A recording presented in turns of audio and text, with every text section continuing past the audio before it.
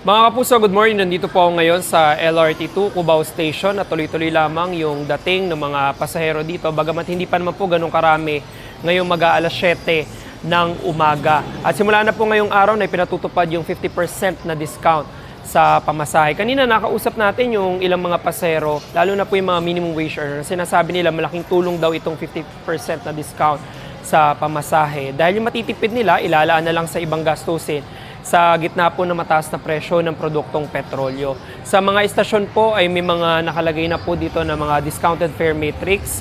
Gaya na lamang po nitong ipapakita ko.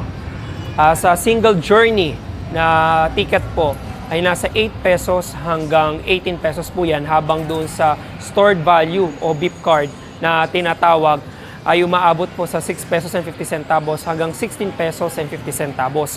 Paglilinaw po ng pamunuan ng LRTA, wala na pong dagdag na discount yung mga estudyante, senior citizen at PWD dahil matagal na rin po sila na merong 50% na discount. At ayon pa po sa LRTA, sa tala nila nasa 210,000 po yung daily average na sumasakay ng mga pasahero sa buong linya nitong LRT2 mula Lunes hanggang Linggo. Yan po yung mga makikinabang doon sa 50% na discount na ipinatutupad ng Department of Transportation. Yung mga latest mula po dito sa Quezon City, ako po si James Agustin para sa GMA Integrated News.